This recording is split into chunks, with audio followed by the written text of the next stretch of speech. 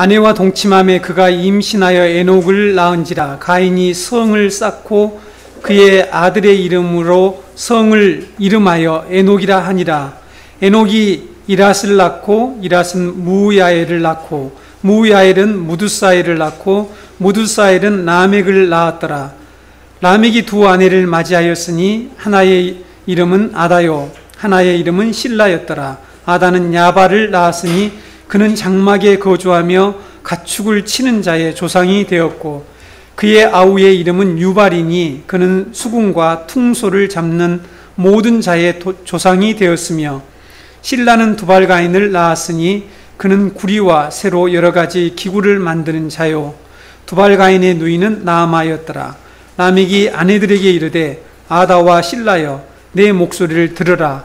라멕의 아내들이여 내 말을 들으라. 나의 상처로 말미암아 내가 사람을 죽였고 나의 상함으로 말미암아 소년을 죽였도다. 가인을 위하여는 벌이 7배일진데 라멕을 위하여는 벌이 77배이르로다 하였더라. 아멘. 오늘날 전 세계의 대부분의 사람들은 이 도시 문화에 익숙해져 있고 도시를 선호하고 도시로 모여들고 있는 것을 우리가 잘 알고 있습니다. 사람들이 도시로 모여드는 것은 도시의 이 편리함과 먹고 사는 문제, 이 생존의 문제를 보다 쉽게 해결할 수 있다고 하는 것을 사람들이 알기 때문이죠. 또 도시는 자신을 보호해주는 역할을 하게 되죠. 그래서 도시에는 이 방범시설, 여러 가지 파출소랄지 국가가, 제도가 보호해주는 시설들이 잘 되어 있습니다. 이런 도시 문명의 혜택 때문에 많은 사람들이 이 도시를 선호하게 되고 도시에서 살고 있죠. 그러나 자신이 지금 현재 살고 있는 이런 이 도시가 언제 어떤 목적으로 출발했는지 어떤 목적으로 건설되었는지 알고 있는 사람은 그다지 많지 않습니다. 그러면 여러분 도시가 언제부터 생겼을까? 역사적으로요. 기원전 약 4000년경에 도시, 기원전입니다. 기원전 4000년경에 이미 도시의 형태가 세상에 존재해 있었다라고 학자들은 이미 연구의 결과를 드러내놓고 있습니다. 도시 기원에 대해서 고대 근동 역사가들은 우르기 인류 역사의 최초 도시라고 말합니다. 여러분 우르기 어디냐면 창세기 10장 10절에 신할 평지에 바벨과 우르과 악각과 하는 이런 도시들이 나오는데 거기에 나오는 이 에렉이라고 하는 도시가 바로 우르기입니다. 에렉, 바벨 에렉이라는 도시가 바로 우르기인데요. 당시의 중요 도시가 거기에 나오는 창세기 10장 10절에 나오는 악갓, 또 우르, 아브라함의 이 원래 고향이 살던 우르, 니프르, 키시 뭐 이런 거 몰라도 됩니다만은 이신, 라기시 등과 같은 이런 도시들이 이미 4000년경에 있었다는 것이죠. 기원전 4000년과 3000년대를 우룩 시대라고 하는데 4000년대를 우룩 1세대, 3000년대를 우룩 2세대라고 합니다. 근데 이 시기의 문화 발전들이 아주 최고점에 도달해서 국가와 도시와 문자와 같은 문명 시대가 이때 이미 출현되어 있었고 생겼다는 사실을 학자들이 조사에 의해서 발표하고 있습니다. 우리가 잘 아는 기원전 3200년경에 이 최초의 문자책인 서령 문자와 아카드어라고 하는 이 언어가 그때 3200년경에 만들어졌습니다. 그래서 구약을 좀 더 전문적으로 연구하는 분들은 바로 이 시대의 언어인 아카드어까지 연구를 해서 구약의 배경이 되는 고대 근동 역사를 연구하는 그런 신학자들이 있죠. 우룩 시대에 발생한 인류 문명의 변화가 어느 정도였냐면 이때 우룩 혁명이라고 불렀는데요. 우룩 혁명은 우리가 19세기에 일어난 이 산업혁명과 맞먹는 그런 변혁이라고 학자들이 일컫습니다. 대단하다는 거죠. 언제요? 기원전 4000년, 3000년경에 엄청난 문화적 혁명들이 일어났다는 것입니다.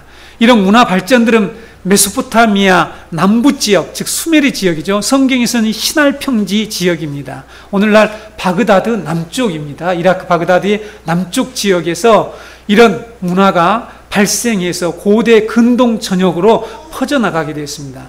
이렇게 기원전 4000년경의 도시와 문화는 우리가 상상하는 것 이상으로 엄청난 발전을 이루었다고 하는 사실을 우리가 이해를 해야 됩니다. 그렇죠? 여러분들이 기원전 4000년 하면은 좀 아주 석기 시대하고 아주 미개하게 살았을 것이라 생각하는데, 그때 이미 화려한 꽃병들이 있고요, 아름다운 조각이 있고, 더 오늘날 많은 사람들의 무료를 달래면서 사람들이 만들어낸 것이 뭡니까? 게임기예요, 게임기. 그때 이미 우르 지역에 보드 게임기라는 게 나타났습니다. 그걸 사진으로 봤더니 너무너무 화려하고 아름답죠. 그러니까 화려한 그 신전의 건축술이랄지 이런 고도의 기술들이 이미 그때에 다 이처럼 발전되어 있다는 사실이죠. 우리가 생각하는 것처럼 미개한 시대가 아니라는 사실입니다. 화려한 문화 예술 활동 행정체계가 이미 수립되어 있었다는 사실입니다. 그런데 오늘 본문은 우르크보다, 지금 학자들은 우르크이 인류 최초의 도시라고 말하는데, 우르크보다 먼저 생긴 도시와 이 문화에 대해서, 문화 발전에 대해서 기록하고 있습니다. 하나님께서는 출애굽한 이스라엘 백성들에게 그들보다 약 2000년에서 2500년 전에 일어났던 이 도시 건설에 관한 말씀을 하신다는 거죠. 왜 그들에게 이렇게 먼 과거에 일어났던 이런 도시 건설에 관한 말씀을 하실까 하는 거죠. 왜 그럴까요? 여러분, 왜 하나님께서는 이 과거의 먼 옛날에 일어나던 도시 건설에 관한 말씀을 하실까요? 언제나 이 이유는 동일합니다. 그것은 이스라엘 백성들에게 구원을 말씀하시기 위해서요. 구원이 무엇인가를 말씀하시기 위해서죠. 구체적으로 말하면 하나님의 언약 백성에게는 눈에 보이는 이 인간 도시 외에 또 다른 도시가 있다는 것을 말씀하시기 위해서죠. 두 도시에 대해서 설명하시기 위해서 하나님께서 인간이 만들어낸 이런 도시에 관해서 말씀하고 있습니다.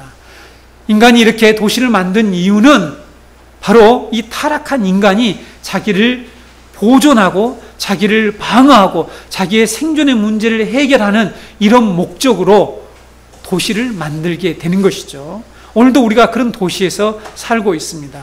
우리가 이런 도시의 화려한 이 문화와 혜택을 받으면서 우리는 이 하나님의 말씀을 통해서 또 하나의 도시, 하나님이 이스라엘 백성들에게 말씀하려고 하는 이 하나님의 도시에 대해서 우리는 알고 있어야 되고, 그 도시를 사모하는 자들이 되도록 하나님이 출애굽한 이스라엘 백성들과 우리들에게 이 말씀을 하셨다는 것입니다.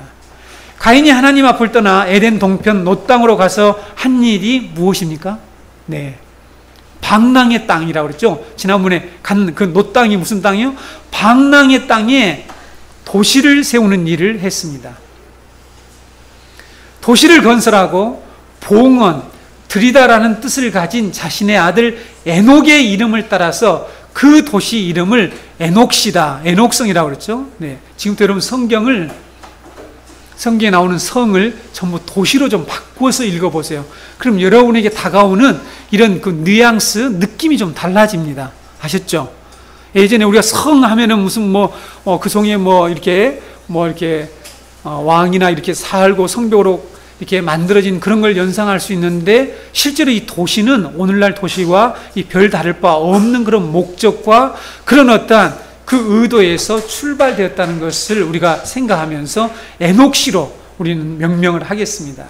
그리고 영어로는 실제는 시티로 되어 있어요. 시티, 이녹 시티 이렇게 되어 있죠. 가인이 하나님 앞에서 쫓겨나서 한 일이 다름 아닌 이 도시를 건설하는 일을 했다는 거죠. 뭔가 의미가 있게 보이지 않습니까? 성경에서 도시라는 이름이 처음으로 등장한 곳이 바로 여기입니다. 맞습니까? 네, 성이란 단어, 도시란 단어가 처음 여기에서 등장한다는 거죠.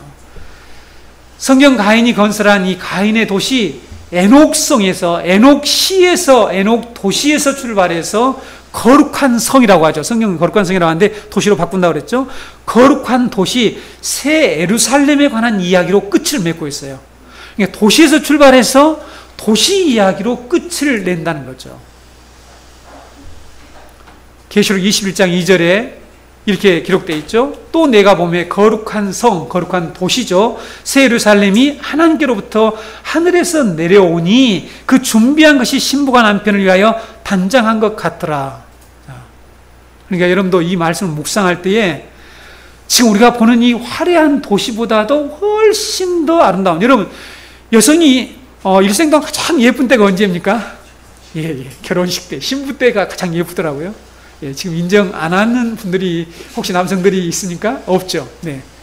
가장 아름다울 때가 정말 역시 이 단장한 이 결혼식 때의 모습인 것 같아요. 그러니까 그걸 지금 표현하는 거죠. 네. 이 세상의 이 화려한 도시에서 우리들은 이 네온 사인과 화려한 불빛이 있는 아주 멋진 그런 도시에서 우리가 살고 있는데 그 도시보다 더 아름다운 도시가 하늘에서부터 내려온다라고 말씀하고 있습니다.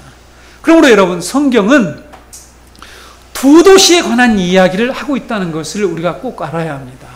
하나님의 도시와 가인의 후예들이 만든 가인의 도시, 인간 도시. 다르게 또 대조하면 천상 도시와 지상 도시. 성경에는 거룩한 성, 거룩한 성읍이라는 단어들이 나옵니다. 여러분, 이게 전부 시티입니다. 시티. 그러니까 의의 도시와 죄악의 도시, 또 신실한 성이라고도 성경은 표현하고 있는데 신실한 도시와 세속 도시, 이 두 도시에 관한 역사, 이야기를 성경은 펼쳐나가면서 하나님이 우리에게 구속사를 설명하고 있다는 사실을 성도들은 아셔야 합니다. 지난번에 우리가 땅의 신학을 통해서 성경 전체를 조망하고, 그래서 여러분 창세기 서론에서 우리는 성경 전체를 조망하는 아주 큰 그림들을 계속해서 이렇게 배우고 있는 것입니다. 이런 큰 그림을 가지고 여러분들이 성경을 이해하게 되면 하나님의 이 놀라운 구원을 이해할 수가 있게 되죠. 그래서 여러분, 시편 기자는 하나님의 도시를 말하며 그 도시를 찬양하죠. 하나님의 도성이라고 하죠. 시편 48편 1절 8절에 보게 되면 여호와는 위대하시니 우리 하나님의 성, 하나님의 도시죠. 거룩한 산에서 극진히 찬양을 받으시리로다. 8절에 우리가 들은 대로 만군의 여호와의 성, 우리 하나님의 성에서 보았나니 하나님이 이를 영원히 경고하게 하시리로다. 하나님의 도시, 여호와의 도시를 경고하게 하실 것이라고 말씀하고 있습니다. 또 시편 기자는 하나님의 도시가 우리의 진정한 피난처이고 그 도시를 믿는 자들은 두려워하지 않는다라고 말씀하고 있습니다.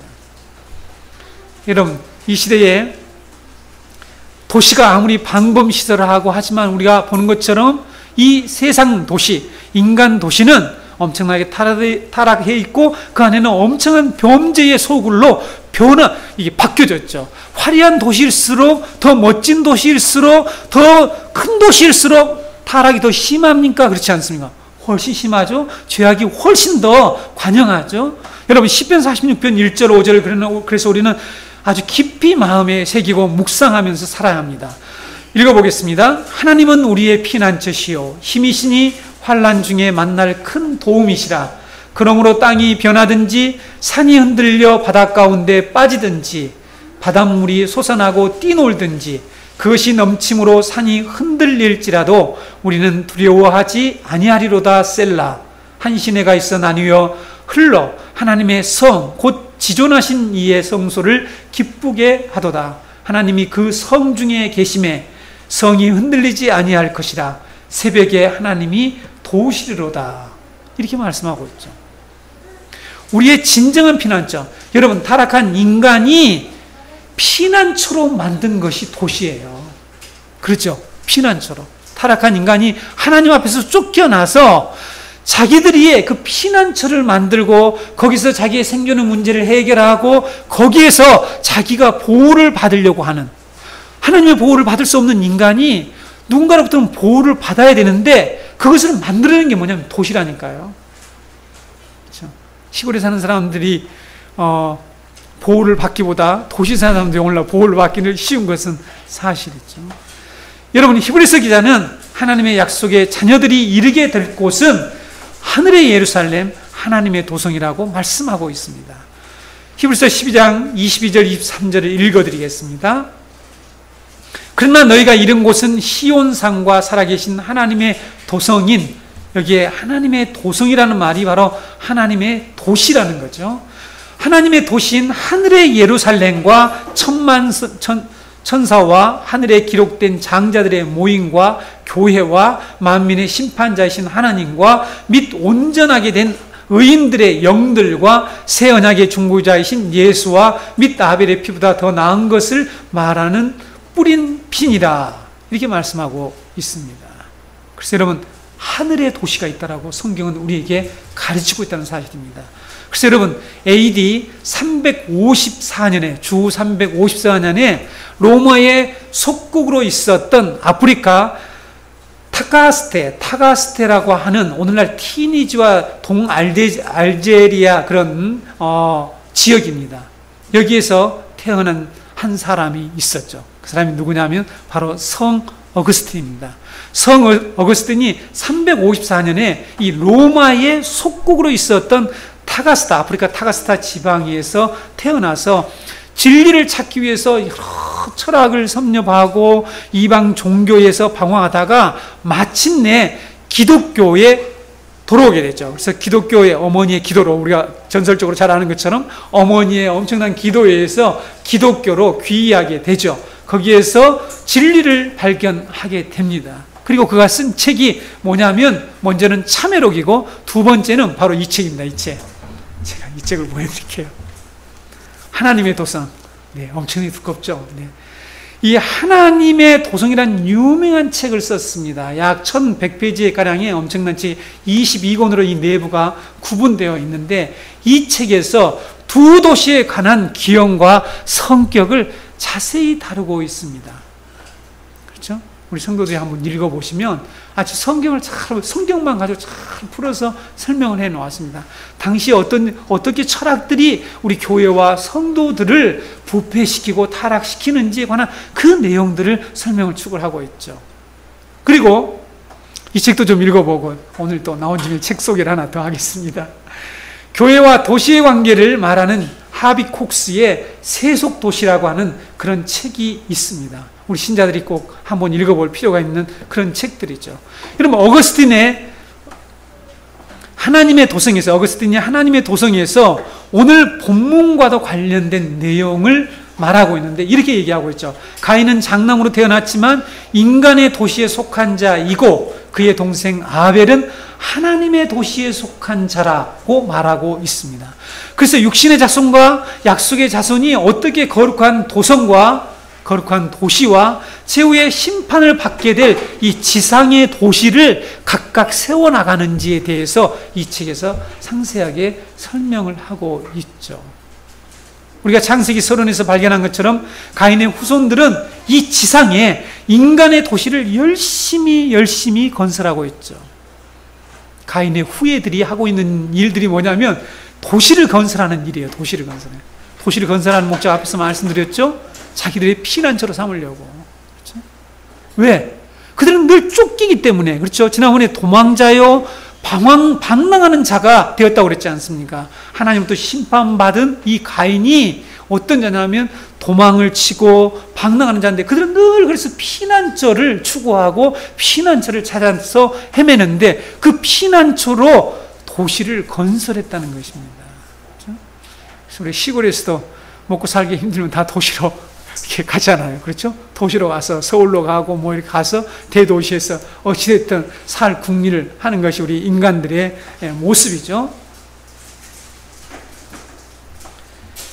그래서 이렇게 신할평지에 도시를 건설하고 그곳에 오늘날과 같이 높은 빌딩을 건설한 것이 바벨탑이었습니다. 그렇죠? 하나님은 흩어져서 생육하고 번성하고 하나님의 나라를 이루려고 했는데 오늘날 인간들은 도시로 모여서 흩어짐을 미연하려고 하고 있죠. 그렇죠? 자, 여러분, 제가 지금 도시학을 얘기하는 게 아니라 중요한 문제입니다. 우리는 오늘 도시와 뗄 수 없는 그런 삶이잖아요. 그렇죠? 도시의 편리함 속에서 시골에 살려고 하지 않죠. 주부들은 결코 살려고 하지 않습니다. 네. 예, 모 목사의 와이프도 아주 이렇게 시골에 살면서 너무너무 힘들어하고 있습니다. 예, 저는 그렇지 않는데, 그 정도로 도시가 가져다주는 이 편리함 속에 우리는 이미 침몰되어 있고 그 가운데 살고 있는데, 여러분, 이 도시의 속성, 도시가 가지고 있는 영적인 이 의미를 우리 그리스도인들이 모른다는 사실이에요. 성경은 말하고 있는데 왜 그래요? 지난번에 말씀드린 성경에서 너무 무지하다는 거예요. 성경을 잘 모른단 말이에요. 그래서 그 도시가 가지고 있는 영적인 그 해악들, 이런 것들에 대해서 분별을 해서 우리가 거기에 살고 있지만, 좀 이따 말씀드리겠지만, 에녹처럼, 아담의 이 샛겔의 에녹처럼 그런 놀라운 하나님의 나라의 도시로 이사할 수 있는 그런 삶을 살아야 될 텐데, 그런 삶을 살아내지 못한다는 것이죠. 우리가 오늘 말씀에서 이것을 꼭 배우셔야 합니다. 가인의 후예들은 자기들이 건설한 도시에서 화려한 문화와 문명을 만들어내었죠. 그 목적이 무엇이라고요? 자기를 보호하고 자기 생명을 유지하고 자기 이름을 내고 자기를 숭배하고 하는 이런 일들을 하기 위해서 인간은 도시를 만들고 그 다음에 문화를 만들고 문명을 발전시켜 나가고 있다는 것이죠. 그런데 여러분, 이러한 도시의 문명의 발전들은 결국 우리 인간을 타락하게 만들고 하나님으로부터 등지게 만든다는 사실을 꼭 우리가 알아야 합니다. 저는 모든 문화가 타락하고 잘못되었다 얘기하는 게 아닙니다. 성경적 세계관에 이미 마인드를 가지고 있고 오래전부터 연구를 했기 때문에 이 문화가 어떻게 하나님 앞에서 사용돼야 되는지를 알고 있습니다. 그러나 여러분, 현재 우리가 살고 있는 이 타락한 인간의 도시의 문화들은 하나님을 등지게 하는 일들이 너무너무 많다는 거죠. 현대인들이 도시 문화에 익숙해서 아무런 문제의식을 느끼지 못하지만 도망자요, 방랑자들인 가인의 후예들이 하나님의 심판과 저주의 그늘을 피하고자 만들어낸 것이 인간의 도시고 도시 문명이라는 것을 우리 그리스도인은 꼭 기억하셔야 합니다. 그래서 인간이 건설한 도시와 도시 문화가 낳은 결과, 그것이 무엇이냐 하는 것을 우리는 알아야 합니다. 무엇입니까? 여러분, 이 인간이 건설한 도시와 도시 문화가 낳은 오늘날 결과들이 뭡니까? 우리의 편리함? 네, 맞죠. 그렇죠? 우리에게 유익을 준다라고 생각하지만 영적으로는 오히려 엄청난 우리에게 타격을 가져왔죠. 도시가 죄악이 범람하잖아요. 맞습니까? 네. 뉴욕, 그 유명한 뉴욕, 파리 이런 데가 얼마나 죄악이 범람합니까? 서울, 우리가 말하는 우리나라 수도, 죄악이 범람한 도시가 되었죠. 그런데 인간 도시에 젖어서 살아가는 자들의 가장 심각한 문제는 하나님이 예비한 도시를 잊어버린다는 것입니다. 예수 그리스도를 통해서 건축될 거룩한 도시 새 예루살렘에 대한 소망을 거부해버린다는 사실이에요. 자, 이게 심각한 문제라는 것입니다. 그렇죠? 오늘날 우리 젊은이들, 우리 청소년들, 이 화려한 도시를 선호합니다. 이 시골에 사는 걸 싫어해요. 그래서 어찌됐든 도시에 살겠다는 거죠. 제가 우리 기독교 계통의 이렇게 저쪽에 있는 한동 무슨 대학교에 아이들을 가라 그러면 그 학교가 산골짜기 있어가지고 그것 때문에 안 간다는 거죠. 그 학교가 좋아도 신앙적으로 좋고 저게도 그 이유는 뭐냐면 도시에 있지 않다는 이유로 안 간대요. 그 정도로 우리는 도시를 선호합니다. 그러나 여러분, 이 도시의 역사를 여러분들이 이제 창세기에서 자세히 보게 될 것입니다. 그렇죠? 바벨이라는 도시, 아까 우르기라고 하는 도시 말씀드렸죠? 에렉이라고 했죠? 우르기라는 이런 도시, 소돔과 고모라처럼 이 모든 도시들은 하나님의 심판으로 치닫고 있습니다. 근데 사람들이, 그런 화려한 도시에 살고 있는 사람들이 그 사실을 깨닫지 못하죠. 하나님의 심판으로 멸망될 거기에서 오히려 정착하며 살려고 안간 힘을 쓰는 것이 현대인일 뿐만 아니라 가인의 후예들이 계속 해왔던 일이라는 것을 성경이 우리에게 가르쳐주고 있습니다. 그러나 여러분, 언약 공동체의 백성들은 이 땅에서 나그네로서 살았다는 사실입니다. 그래서 나그네로 살면서 하나님이 계획하시고 예비하신 하늘에 있는 도시, 천상 도시, 그 도시의 시민권을 사모하면서 살아갔다라고 성경은 말씀하고 있어요. 그래서 이 두 도시에 관한 얘기를 성경이 우리에게 말씀하고 있습니다. 믿음의 조상 아브라함에 대해서 히브리서 11장 8절에서 10절에 이렇게 말씀하고 있죠. 믿음으로 아브라함은 부르심을 받았을 때에 순종하여 장래의 유업으로 받을 땅에 나아갈새 갈 바를 알지 못하고 나아갔으며 믿음으로 그가 이방의 땅에 있는 것 같이 약속의 땅에 거류하여 동일한 약속을 유업으로 함께 받을 이삭과 및 야곱과 더불어 장막에 거하였으니 이는 그가 하나님이 계획하시고 지으실 터가 있는 도시를 바랐습니다. 성을 바랐습니다. 성경에 이렇게 되어 있지만 도시를 바랐습니다. 하나님이 계획하시고 지으실 터가 있는 그 도시를 바라보면서 하나님 말씀에 순종해서 나그네로서 유목민으로서 이렇게 살아갔다라고 말씀하고 있죠. 여러분, 히브리서 기자는 아벨, 에녹, 노아, 아브라함 이 언약의 자손들이 모두가 하늘에 있는 그들을 위하여 하나님이 예비하신 성을 사모하며 살다가 믿음을 따라서 죽었다라고 히브리서 기자가 얘기합니다. 16절에 보실까요? 히브리서 11장 16절. 그들이 이제는 더 나은 본향을 사모하니 곧 하늘에 있는 것이라. 이러므로 하나님이 그들의 하나님이라 일컬음 받으심을 부끄러워하지 아니하시고 그들을 위하여 한 성을 예비하셨느니라. 하늘에 있는 것, 하늘에 있는 도시입니다. 도시, 성입니다. 네, 이 도시를 예비해 주셨다라고 말씀하고 있죠. 그래서 히브리서 기자는 우리에게 권면합니다. 이 땅에는 영원한 도시가 없으므로 장차 올 도시, 이 하나님이 예비한 도시를 사모하고 찾자라고 히브리서 13장 14절에서 말씀하고 있습니다. 이번에는 제가 세 번역으로 읽어드릴게요. 사실 우리에게는 이 땅 위에 영원한 도시가 없고 우리는 장차 올 도시를 찾고 있습니다. 이렇게 말씀하고 있습니다. 이 땅에는 영원한 도시가 없대요. 우리가 바라보는 저 화려한 도시들이 영원하지 않다라고 하나님께서 말씀하고 있습니다. 우리 그리스도인들은 화려한 서울이나 뉴욕이나 런던이나 파리와 같은 도시들과 그 도시에 사는 것을, 그 도시에서 거주하는 것들을 기뻐하거나 부러워할 필요가 없습니다. 부러워해서는 안 된다는 것이죠. 그렇죠? 우리 한국에서 강남에 사는 사람들은 대단한 프라이드를 가지고 있죠. 알고 있죠? 네? 네. 대부분 강남에 살고 있는, 강남이 어떤 도시인지를 우리 한국 사람들은 잘 압니다. 강남에 있는 교회 다니는 사람들도 마찬가지로 프라이드를 가지고 있어요. 그래서 강남에 살고 강남의 교회를 다니면서 강남 스타일 노래를 부르고 이러면서 오늘날 많은 사람들이, 우리 한국 사람들이 강남을 좋아하죠. 가인의 후예들이 만든 세속도시, 그러나 하나님의 심판을 받게 될 것이라고 말씀하고 있습니다.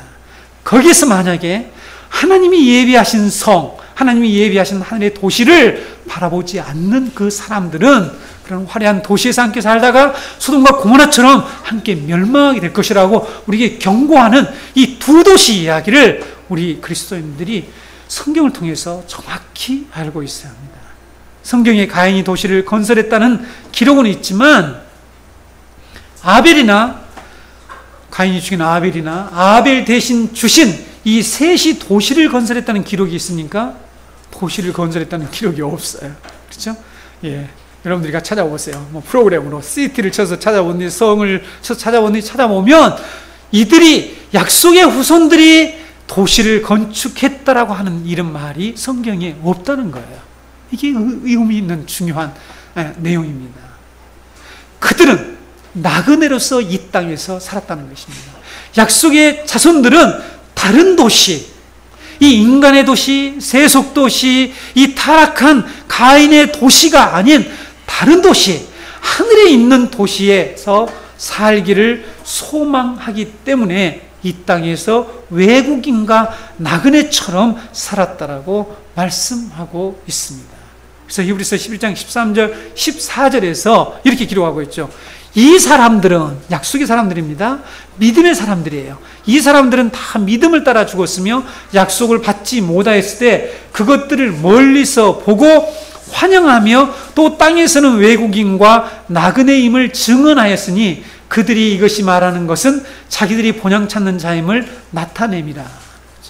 여러분, 우리의 본향이 천국이고 하늘에 있는 도시라는 것을 우리가 알죠.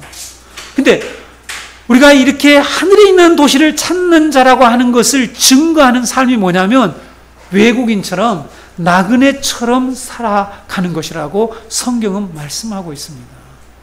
정착민으로서 사는 삶의 태도는 하늘나라를 사모하는 사람의 삶이 아니라고 성경이 우리에게 말씀하고 있죠. 하늘나라의 시민인 성도의 삶의 성격과 태도는 이 땅에서 외국인과 나그네처럼 사는 것이라고 성경이 우리에게 말씀하고 있습니다. 우리나라에 들어와서 임시적으로 돈 벌기 위해서 아니면 여행하기 위해서 우리나라에 들어온 외국인과 나그네들, 즉 여행객을 얘기하는 거죠. 여행객들이 어떻게 살고 있는 것을 우리는 잘 알고 있습니다. 그들이 어떤 모텔이나 어떤 호텔이나 여관이나 숙박업소에 있을 때에 오래 살지도 않을 사람들이 막 거기다가 막 물건을 싸다가 쟁기고 막 그렇게 합니까? 그렇지 않죠. 네, 거기서 오래 살 게 아니니까 그렇지 않죠.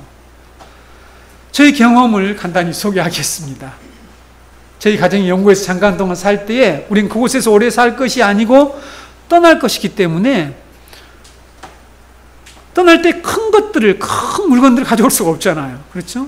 네, 가져오려고 하면 또 엄청난 돈이 필요하긴 하죠. 네, 가져올 수 없기 때문에 가급적이면 물건들 중에서 큰 것들은 사지를 않죠. 그렇죠? 그곳에 정착할 것이 아니기 때문에.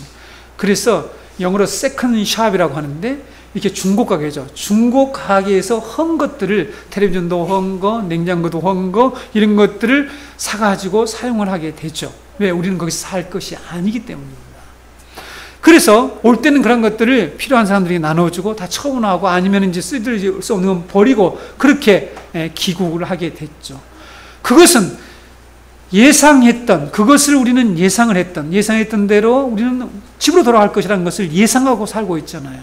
그래서 가능하면 짐을 늘리지 않았죠. 여러분, 이 외국인과 나그네로 산다라고 하는 이 삶, 우리들이 비록 우리가 이 세상에 살면서 물론 우리가 집에 무슨 가구도 드릴 수 있고 여러 가지 물품들을 드릴 수 있습니다. 그러나 우리의 삶의 태도는 우리는 이 땅에서 정착할 사람처럼 살아서는 안 된다는 것입니다. 여러분들도 가끔 외국에 여행을 하신 분들 있죠? 저도 가끔 외국에 여행을 간 적이 있습니다. 많은 짐을 가지고 가지 않습니다. 많은 짐을 소유하지 않죠. 어차피 잠시 머물 것이기 때문이죠. 우리는 어차피 잠시 머물 것이라는 사실을 알고 있습니다. 그러나 우리는 이 화려한 도시가 자꾸만 우리에게 피난처다, 여기가 피난처다, 여기서 우리는 정착하면서 살 것처럼 우리들에게 계속해서 주입시키고 있습니다. 이 도시 문화에. 그래서 이 도시 문명에 여러분들이 정신을 바짝 차리지 않으면 우리는 무엇을 잊어버린다고요? 더 나은 본향, 하늘에 있는 하나님의 도시를 잊어버리게 된다는 거예요. 잊어버려요. 그리고 이 땅에 집착하면서 인간의 도시, 하나님이 심판하실 이 가인의 후예들이 만든 인간 도시에 우리들은 거기에서 집착하면서 살게 된다는 것입니다. 우리 성도는 하늘 나그네입니다. 우리가 살고 있는 현 세상은 지금 두 도시가 서로 중첩되어서 건설되어 가고 있기 때문에, 중첩되어서 섞여 있기 때문이죠. 뱀의 후손은 장차 심판을 받고 멸망하게 될 제약의 도시를 열심히 건축을 합니다. 뱀의 후손은 이와 같이 자신들의 이 도시를 열심히 성을, 바벨탑을 쌓은 것처럼 쌓으려고 했죠. 그래서 그걸 통해서 자기 구원을 이루려고 해요. 이 땅에 있는 모든 인간들은 구원을, 다 자기를 구원하려고 애를 쓰고 살아가는 것이죠. 그렇지 않습니까? 여러분, 처음 살아가는 사람들의 삶이라는 것은 자기를 구원하려고 그래, 구원했죠. 그러니까 목표는 다 똑같다니까요. 구원의 문제예요, 구원론의 문제라는 것을 알아야 합니다. 인간은 자기가 살려고 하잖아요, 살려고. 그러나 다른 한편에서는 하나님께서 언약 백성들이 장차 들어가서 살게 될 이 거룩한 도시를 지금 건축하고 계신다는 사실입니다. 이 두 도시는 서로 영적으로 대립을 하게 되죠. 서로 영적으로 지금 전쟁을 하고 있습니다. 이스라엘 백성들이 바벨론의 포로로 잡혀갔다가 귀국에서 무슨 일을 합니까? 예루살렘 성벽을 다시 쌓고 성을 건축하려고 하고 있죠. 시온성, 하나님이 거하실 성이라고 그들은 상징적인 그 성을 건축하려고 할 때 어떤 일이 벌어지죠? 산발락과 주변의 그 일당들이 건축을 방해를 하잖아요. 그래서 한동안의 건축이 멈춰지잖아요. 중단되어 있잖아요. 그래서 사람들이 다 포기하고 있을 때에 느헤미야, 이 선자들이 와서 왜 멈추고 있냐? 그들을 일깨워줍니다. 성도 여러분, 오늘 많은 신자들이 지금 이런 지경에 빠졌다는 거예요. 어떤 지경이에요? 하나님의 성을 건축하다가 중단하는 거야. 포기하고 있어요. 멈춰버리고 있다는 거예요.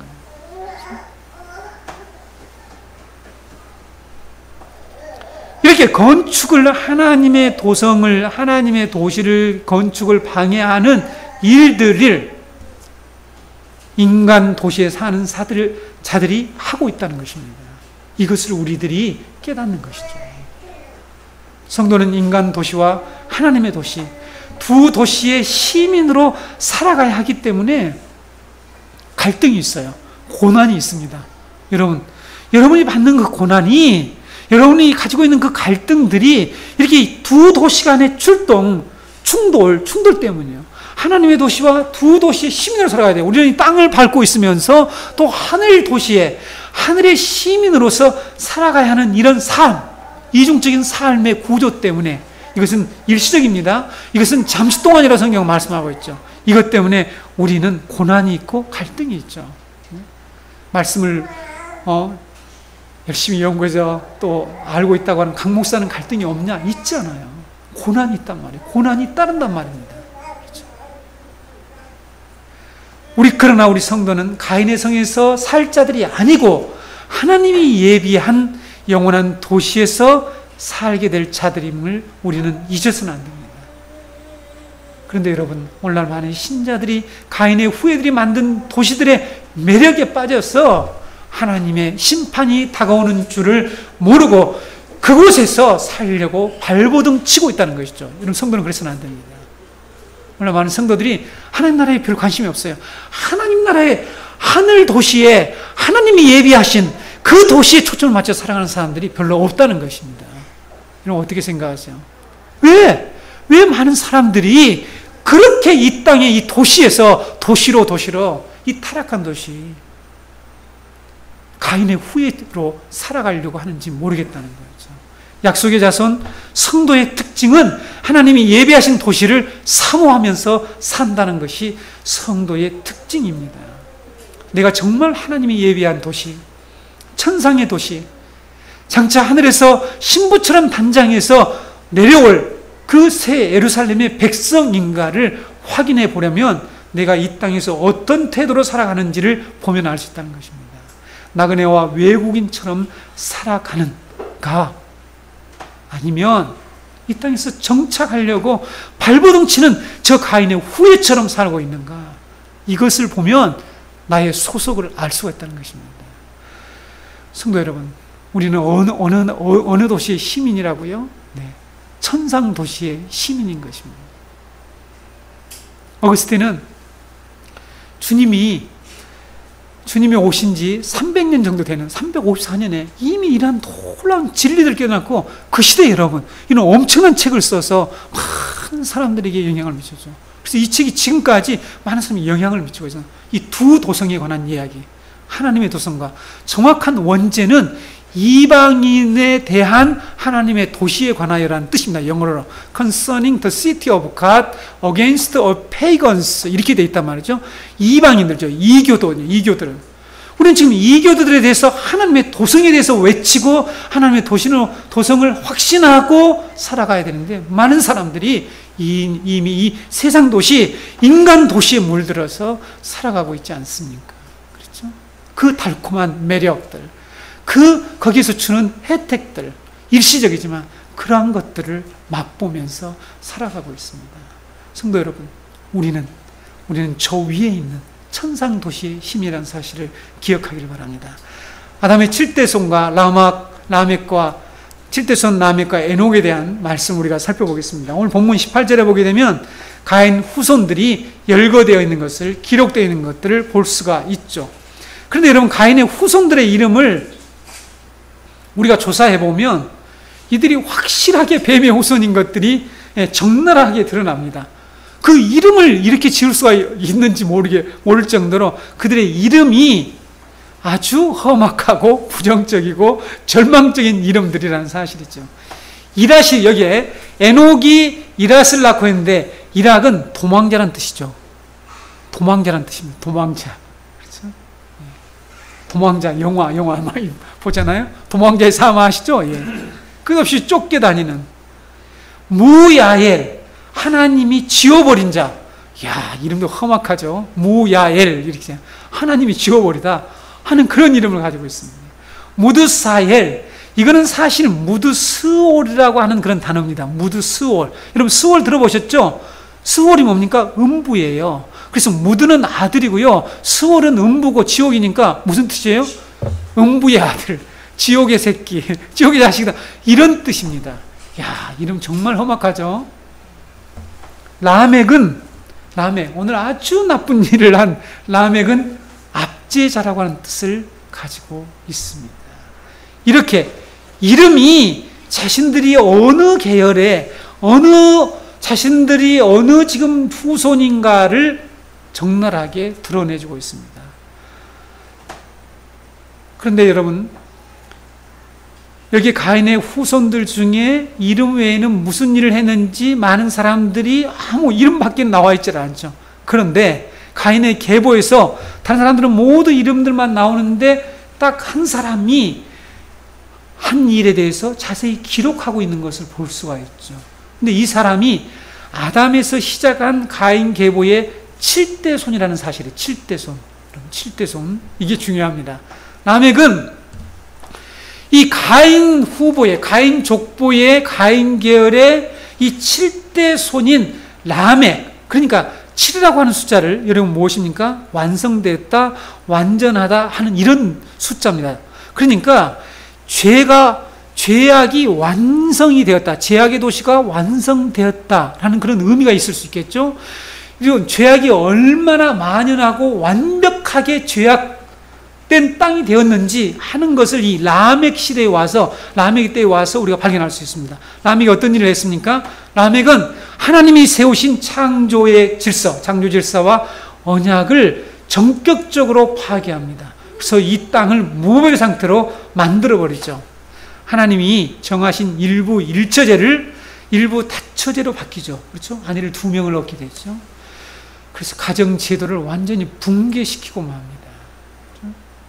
사람을 살인하는 복수를 금지하신 하나님의 명령을 짓밟고 자기에게 상처 준다고, 자기에게 상해를 입혔다고 해서 소년까지 살해를 할 뿐만 아니라 하나님을 조롱이라도 하듯이 가인을 죽이는 자는 벌이 7배라고 하나님이 말씀했는데, 라멕은 지가 나를 죽이면, 그렇게 자기가 죄를 지은 나를 죽이는 사람은 벌을 77배를 받게 될 것이다 라고 자기가 이 조롱하듯이 이 하나님의 이 은혜를 역기용해서 지금 이런 표현을 하는 것을 볼 수가 있습니다. 거기뿐만 아니죠. 라멕이 어떤 일을 합니까? 자신이 행한 이 살인과 복수를 무슨 자랑이나 된 것처럼 자기 2 아내들에게 시를 읊어서 이 아다와 실라에게 시를 만들어서 읊어대는 것을 볼 수가 있죠. 자신의 죄악을 반성하기는커녕 오히려 자랑하는 이 뻔뻔스러움을 볼 수가 있습니다. 여러분, 이것을 오늘날 우리가 이 시대에 많이 보지 않습니까? 이 흉악범들이 아주 뻔뻔스럽게 자신의 죄악에 대해서 전혀 뉘우침이 없죠. 그것을 아주 얘기해요. 내가 그거 했는데 어떻다는 거야. 오히려 그 죄를 끊임없이 짓죠. 전과 25번 무슨 계속해서 죄를 짓는 이 카인의 후예들이 이 땅에 얼마나 많은지 모릅니다. 최근에 일어난 일을 통해서 정말 제가 가슴이 아팠습니다. 우리 교회가 속해 있는 교단에 이번에 총회장이 된 교단의 임원들이 도우미가 있는 노래 주점에 가가지고 그 사건이 일반 신문들에서 난리가 났고 기독교 방송 CBS에서 뭐 철저히 조사했는데 사실로 드러났습니다. 근데 여러분, 그 사건이 어떻게 드러난 줄 아세요? 네? 혹시 그걸 아십니까? 그 사건이 거기에 갔다는 3 목사 중에 한 목사가 자랑스럽게 다른 목사한테 이렇게 얘기하다가 들통이 나가지고 이렇게 온 세상이 알려지게 됐다는 사실이에요. 이렇게 이 가인의 후예들이 어리석은 짓을 한다니까요. 자기가 지은 죄를 자기가 공개적으로 이렇게 시를 만들어서 읊은다는 것을 보면서 이 땅의 가인의 후손들이 이렇게 살아가고 있는 것을 우리는 실제로 경험할 수 있습니다. 뱀의 후손인 가인의 계보가 7대 이르자 세상은 완전히 죄악으로 부패하게 되었다. 이것이 7이 말하는 의미인 것입니다. 7대 이르러서 완벽하게 이 세상이 타락하고 부패하고 무법천지가 되고 하나님을 거역하는 일들이 이 땅에 벌어지는 것을 볼 수가 있습니다. 근데 우리가 다음에 살펴보겠지만 창세기 5장의 아담의 족보를 보면 정반대의 아담의 7대 손에 또 한 사람이 나타납니다. 그것은 바로 셋 계열, 약속의 계열, 여자의 후손의 계열이죠. 그 사람이 누굽니까? 바로 에녹입니다. 그게 아담의 여러분들 이 계보에도 족보에도 보게 되면 몇 살에 누구를 낳고 몇 년을 살다가 자녀를 낳고 몇 세에 죽었더라. 대부분의 사람들은 이렇게 설명을 해요. 930세에 죽었더라. 이렇게 몇 세에 856세에 누구를 낳고 이렇게 살다가 몇 살에 죽었더라. 이렇게 다 기록하는데 유독 한 사람의 삶을 집중적으로 설명하는 것을 볼 수가 있죠. 그 사람이 누굽니까? 바로 에녹이죠. 에녹 역시 아담의 동일한 7대 손으로 나타납니다. 그러니까 뱀의 후손의 7대 손이 라멕이었고 바로 약속의 후손의 7대 손이 누구냐면은 에녹이라는 사실입니다. 에녹은 타락하여서 이 죄악이 만연한 아주 완벽한 죄악의 도시로 바뀌어버린, 완벽하게 인간의 도시, 가인의 도시로 바뀌어버린 이 세상에서 사는데 어떻게 살았다라고요? 하나님을 기쁘시게 하면서 300년 동안 하나님과 동행하는 삶을 살다가 어디로 갔다라고요? 바로 하나님이 이스라엘 백성과 우리들에게 말씀하려고 하는 저 하늘의 도시로 이사를 갔대요. 죽음을 보지 않고 하늘의 도시로. 그 얘기를 기록하고 있습니다. 여러분 히브리서 창세기 5장은 잘 알고 있기 때문에 히브리서 11장 5절에 보게 되면 믿음으로 에녹은 죽음을 보지 않고 옮겼으니 하나님이 그를 옮기심으로 다시 보이지 아니하였느니라. 그는 옮겨지기 전에 하나님을 기쁘시게 하는 자라 하는 증거를 받았느니라. 여러분 이 타락한 가인의 도시에 살면서도 하나님을 기쁘시게 하는 약속의 후손들이 있다는 거예요. 그렇죠? 그들은 어디로 간다고요? 그들은 하늘의 도시로 이사를 가게 될 것이라고 하는 이 놀라운 구속의 비전을 보여줍니다. 이 족보를 통해서. 이렇게 여러분 아담의 똑같은 7대 손이지만 여자의 후손인 에녹과 뱀의 후손인 남에게 이런 삶은 완전히 대조되는 것이었다는 것을 성경은 우리에게 가르치고 있습니다. 한 사람 완전히 죄악된 시민, 죄악된 도시의 시민이 되었고, 그렇죠? 여러분 그가 한 행동, 죄악된 도시 시민들의 모습을 보세요. 여러분 인간 도시에 살아가는 사람들의 이 모습을 우리가 성경에서 보면 우리가 실제로 이 땅에서 보고 있지 않아요. 그러니까 완벽하게 이 죄악된 인간의 도시민의 모습이 누구냐면 이 라멕이라는 거예요. 라멕. 그리고 또 한 사람은 완전한 하늘 시민의 이 모습을 보여준다는 사실입니다. 무력과 폭력으로 인간의 도시를 세운 라멕과 인간 도시를 멸망하실 것이다. 죄가 죽으면 하나님의 심판이 온다라는 무드사엘. 무드사엘이라는 말이 뭐냐면 하나님이 심판하신다는 뜻입니다. 무드사엘은 어떻게 당시에 한 마을에 아주 힘이 센 장군이 칼을 들고 서 있습니다. 근데 왜 서 있냐면 적군이나 다른 이 이웃의 족속들이 쫓아오면 그 사람이 다 해치워야 돼요. 근데 그 사람이 죽으면 이 동네가 폭삭 망하게 돼요. 그래서 무드사이라는 건 뭐냐면 그 동네를 지키고 있던 사람이었습니다. 그래서 그가 죽으면 우리가 다 죽는다, 심판한다. 그래서 아들의 이름을 무드사일로 지은 거예요. 무드셀라로 지은 거죠. 무드셀라로 짓고 제가 죽으면 하나님 심판한다.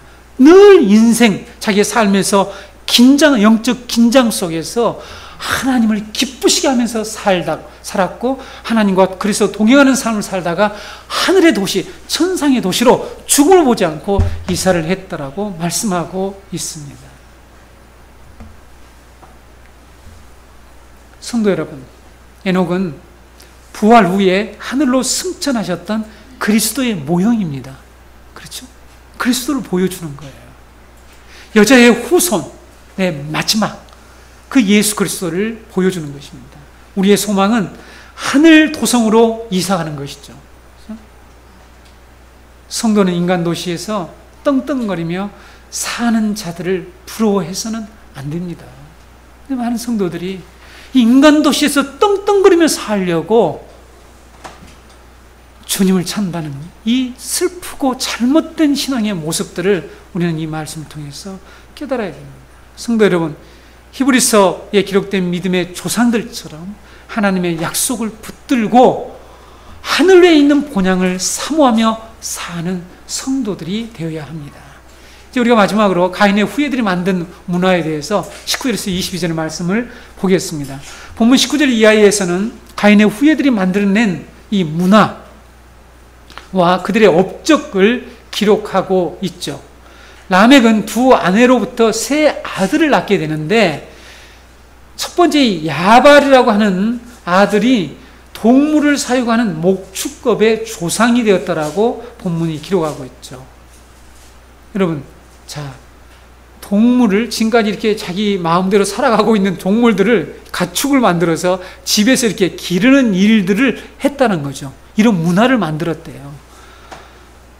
이런 목축 문화를 만들었다고 할 때 여러분들이 그냥 목축업의 조상이 됐나 보다 이렇게 끝나서는 안 됩니다. 단순히 목축업을 시작했다고만 생각해서는 안 되고 목축 문화가 시작되면서 생겨나게 된 이 결과들이 오늘날에도 아프리카 부족들에서 얼마든지 발견하게 되고 우리들이 볼 수가 있는데 그들이 만들어내는 이 목축 문화가 만들어서 인간의 삶에 미친 영향이 무엇인지를 우리가 깨달아야 합니다. 여기서 여러분, 목축업이 시작되면서 어떤 일이 벌어졌을까요? 사람들에게 이 소유권이라고 하는 재물이 생기게 되죠. 소유권이 생기게 돼요. 소유권을 행사하게 생겼죠. 야, 그거는 우리 집의 소야. 네가 왜 네 멋대로 갖다가 잡아먹냐. 이렇게 해서 이 소유권을 가지게 되죠. 그 전에는 저 들판에 있는 짐승들을 어떻게 하겠을까요? 자기가 와서 잡아먹고 같이 나눠서 먹고 살아요. 오늘 아프리카 부족들이 그러잖아요. 한 부족들이 함께 가서 짐승들을 잡아다가 요즘 뭐 정글의 법칙 뭐 그런 거 보면 그런 것들을 나오대요. 그 부족들이 함께 가서 자기들의 이 생존을 위해서 어떤 것들을 공동으로 생산해서 공동으로 먹고 그래요. 소유가 없는 거야. 욕심을 부릴 필요도 없어. 남을 죽일 필요도 없어. 소유권을 다툴 필요가 없죠. 그렇죠? 그렇게 살다가 목축업이 생기면서 목축 문화가 생기면서 사람들은 어떻게 했겠냐는 거죠. 소유권을 행사하기 시작했고 소유가 많은 사람들은 어떻게 되었을까요? 당연히 그 많은 소유는 힘이 되는 거예요. 그 한 사람의 힘이 되는 거죠. 그렇죠. 그것을 힘을 가진 사람은 어떤 일이 벌어집니까? 힘을 가지게 되면 사람은 그 힘으로 다른 사람을 종을 삼고 지배를 하게 되죠. 그래서 여기서 지배 구조가 생기죠. 종의 문화라고 하는 것이 분명히 만들어지게 되는 것이죠. 그래서 이 힘의 논리가 만들어져서 이 목축업은 이처럼 힘의 논리가 만들어서 이 세상은 약육강식의 힘의 논리가 이제 시작됐다고 하는 사실을 우리가 이 목축업의 조상에 대해서 알아야 됩니다. 이것뿐입니까? 제가 이 텔레비전을 볼 때마다 이 다큐랄지 이런 것들을 보면서 가만히 성경과 연결하는 그런 작업들을 합니다. 여러분, 소유가 많은 사람 어떤 일을 할까요? 재물이 많은 사람, 이 자기 집에서 키우는 양이나 이렇게 소가 많은 사람은 어떻게 하냐면 꼭 아내를 여러 명 둔다는 사실이에요. 그렇죠? 그럼 아프리카에서요, 부족들, 추장들, 돈 많고 이런 사람들이요, 꼭 여자들을 많이 주는데 지참금으로 낼 돈이 많은 사람들이요, 여자를 많이 둘 수 있지 돈이 없으면 여자도 여러 명을 둘 수가 없습니다. 이게 목축 문화가 만들어낸 결과들이었죠. 그러니까 대등하게 살았던 삶의 균형이 깨지게 되었고 그것은 바로 이 목축업은 인간의 지배구조를 만들어내고 말았다는 것이죠. 물론 그것이 생존을 해결하는 수단으로 인간이 자신을 지키려는 생존수단의 역할을 한 것도 맞습니다만은 그것이 소유권을 갖게 되면서 인간은 급속도로 타락하게 되고 인간 세계는 아주 많은 사람들이 고통을 겪을 수 없는 그런 지배 구조로 바뀌게 됐다는 것을 여러분들이 이 말씀을 통해서 이해를 하셔야 됩니다.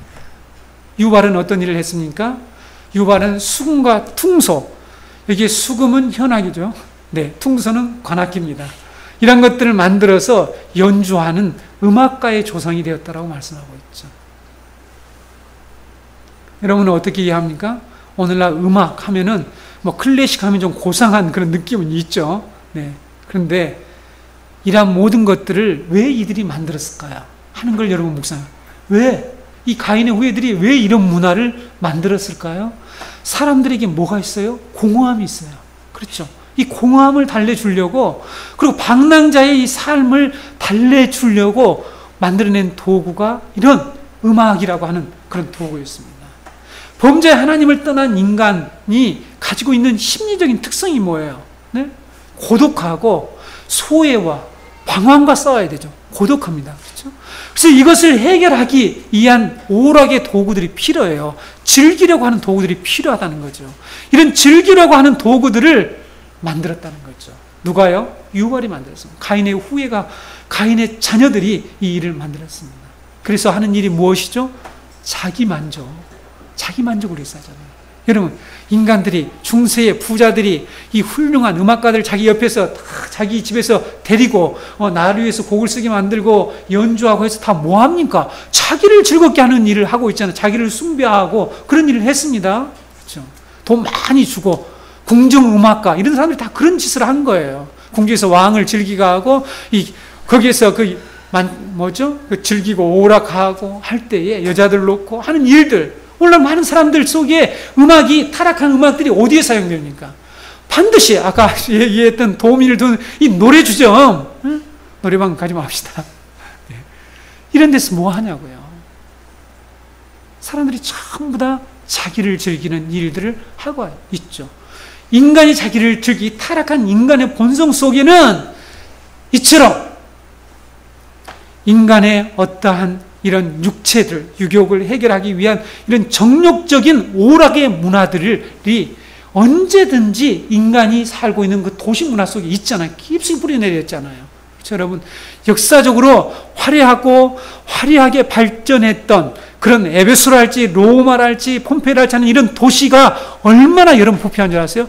거기에 음악과 반드시 있는 게 뭔지 아세요? 찜질방. 네? 목욕탕이 얼마나 발전했는지. 제가 터키의 에베소 도시라고 하는 곳에 가보고요. 이야, 이때부터 이렇게 멋진, 이스라엘도 가면 또 있습니다. 이스라엘도 가면 당시에 이 찜질방처럼 사람들이 각각 앉아 있었던 그런 이 돌로 만든 의자들이 있는데요. 거기에 불 지펴놓고 오늘날 찜질방보다 더 좋았던 것 같아요. 사람들이 그렇게 그 도시 문화를 즐기면서 타락을 했죠.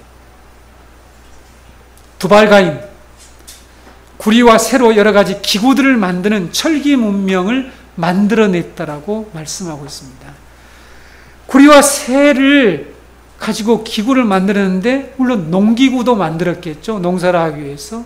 구리와 동을 통해서 또 무엇을 만들어냈을까요? 철을 통해서. 네, 무기를 만들어낸 거예요. 무기. 적으로부터, 이 무기가 무엇입니까?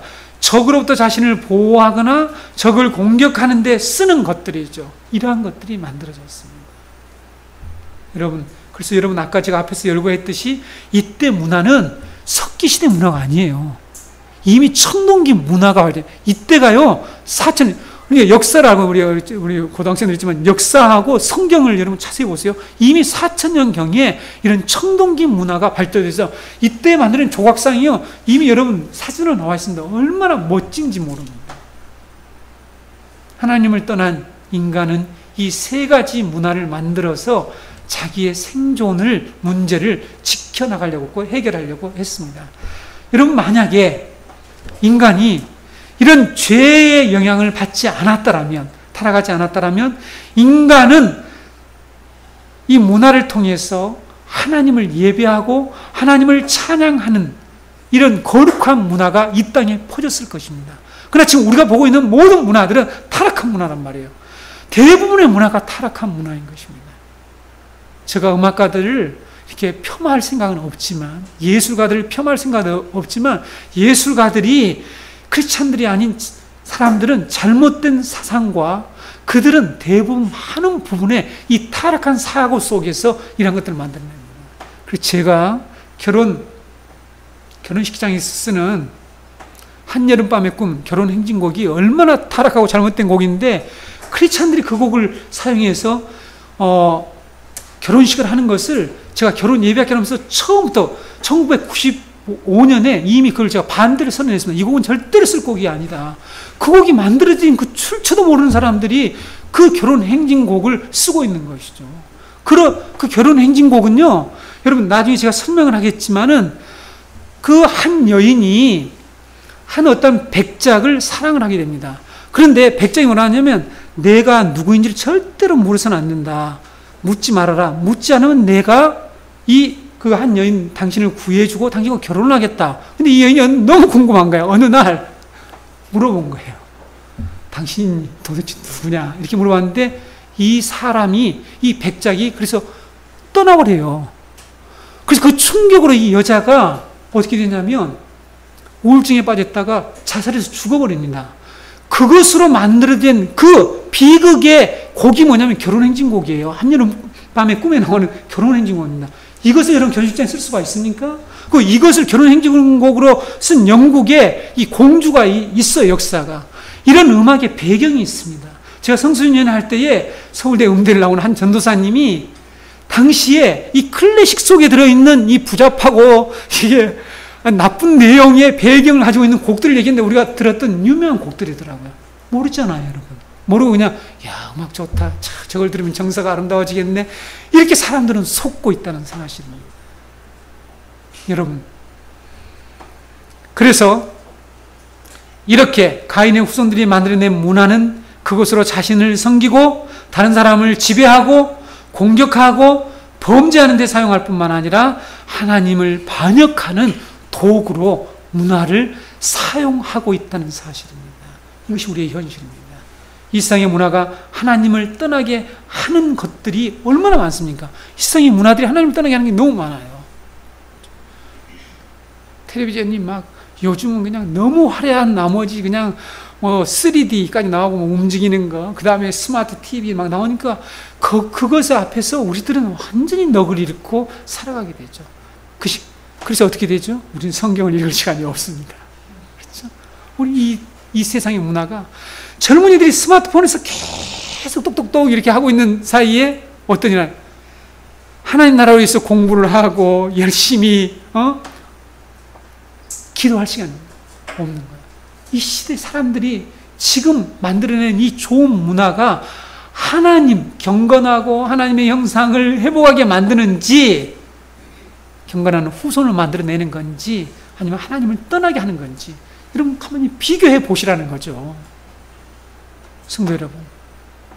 그래서 하나님의 도시의 백성으로, 언약의 백성으로 부름받은 이 셋의 후손들, 우리들은 셋의 후손들입니다.